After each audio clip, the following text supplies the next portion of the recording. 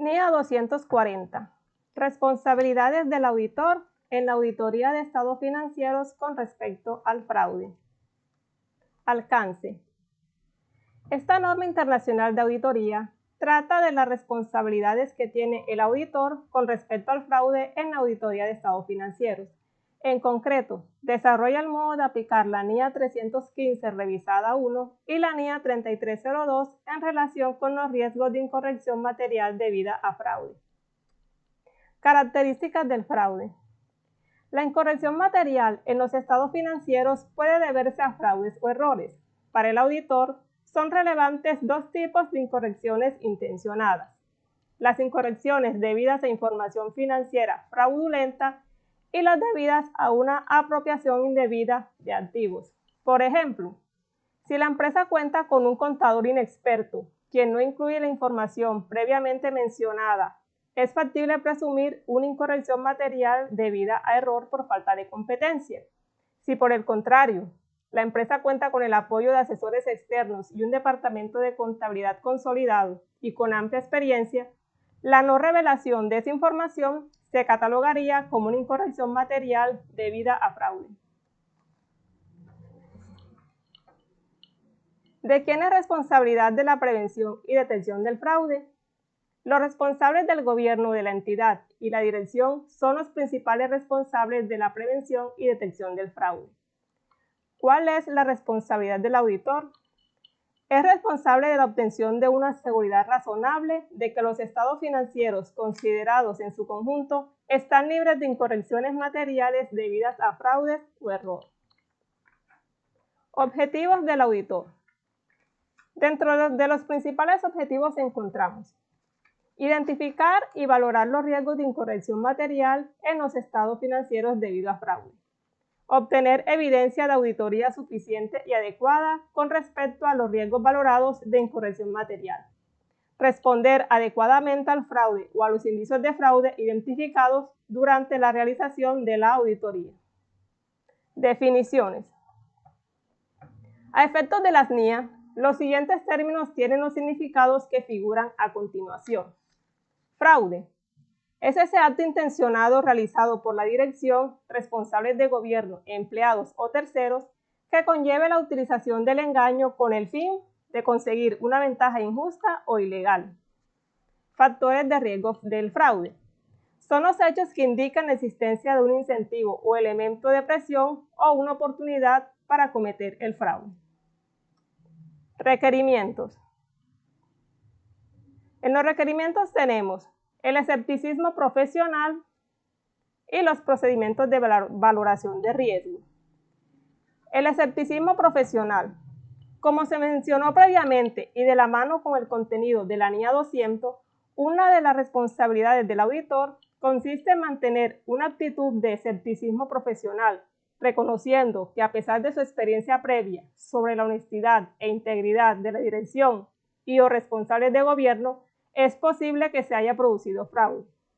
Lo anterior implica considerar: primero, la información y la evidencia obtenidas indican una posible incorrección material. La fiabilidad de la información que se va a utilizar como evidencia y controles. En cuanto a los procedimientos de valoración de riesgo, tal como lo menciona la NIA 315 revisada, para la identificación y valoración de estos riesgos, el auditor deberá basarse en la presunción de que existen riesgos de fraude en los estados financieros y en las afirmaciones sobre saldos e información a revelar. Una forma práctica de hacerlo es recolectando información del personal de la identidad y seleccionando empleados al azar de diferentes niveles de la entidad. Evidencias de la auditoría. Se habrá de determinar si los procedimientos de auditoría cercanos a la finalización del trabajo son congruentes con el conocimiento que se tiene sobre la entidad, o si por el contrario dan indicios de fraude no reconocidos previamente.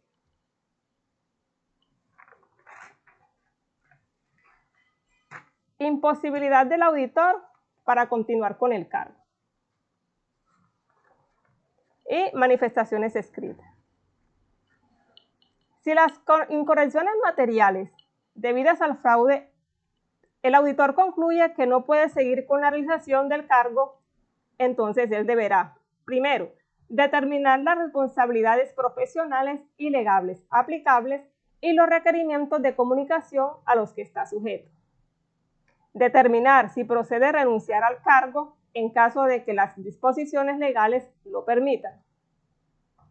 En caso de renunciar, discutir con los niveles adecuados de la dirección los motivos de su decisión y comprobar si existe algún requerimiento profesional o legal que exija que informe de esa renuncia.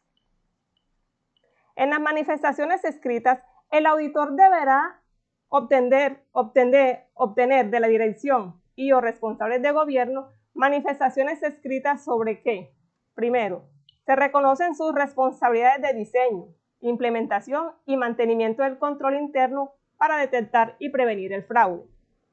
Se han revelado al auditor los resultados de las valoraciones que han efectuado sobre la existencia de riesgo de fraude.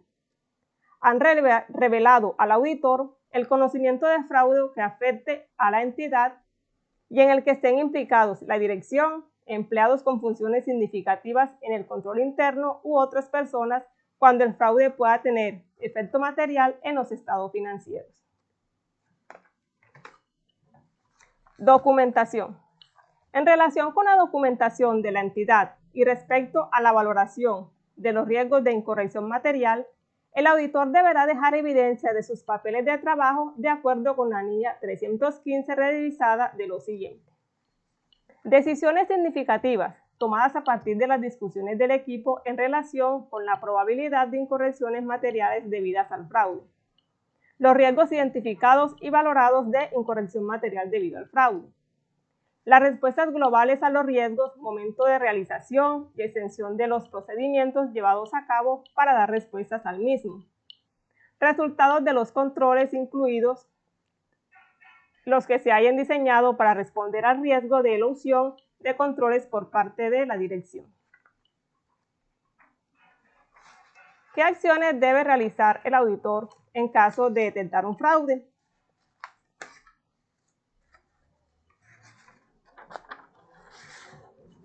Si el auditor ha identificado fraude o tiene indicios contundentes de su existencia, deberá comunicarlo al nivel apropiado dentro de la organización. Si la integridad y honestidad de los miembros de la administración y el gobierno corporativo están en duda, el auditor deberá buscar asesoría legal. El auditor deberá reportar todas las debilidades del sistema de control interno que haya identificado en sus auditorías y hacer seguimiento sobre los planes de acción y remediación. Evaluar, en caso extremo, la imposibilidad de continuar con el servicio de auditoría. Si la decisión es retirarse, el auditor debe discutir con el nivel apropiado en el cliente las razones de su decisión. NIA 260. Norma Internacional de Auditoría.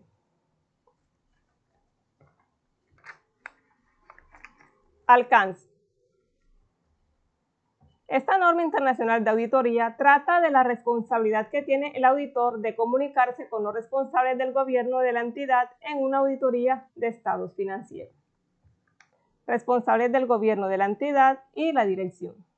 La función de la comunicación. Una comunicación recíproca eficaz facilita la comprensión por parte de todos los involucrados, la obtención por parte del auditor de la información necesaria, a los responsables del gobierno el cumplimiento de su responsabilidad de supervisión. Objetivos.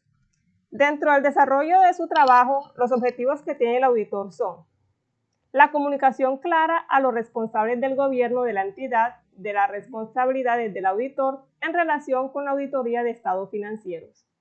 La comunicación oportuna de los responsables del gobierno de la entidad de los hechos observados. Una comunicación eficaz, recíproca entre el auditor y los responsables del gobierno de la entidad. Definiciones. Responsables del gobierno de la entidad. Son esas personas u organizaciones Con responsabilidad en la dirección estratégica, obligación en la rendición de cuentas y supervisión de la información financiera de la entidad. En algunas jurisdicciones, los responsables de gobierno de la entidad pueden incluir miembros de la dirección. Dirección. Son las personas con responsabilidad ejecutiva para dirigir las operaciones de la entidad. En algunas jurisdicciones, la dirección incluye algunos o todos los responsables del gobierno. Auditoría planificados. Al momento de realizar la auditoría planificados, no debe comprometerse la eficacia de la misma, especialmente cuando alguno o todos los responsables del gobierno de la entidad participan en su dirección. Cuestiones que deben comunicarse.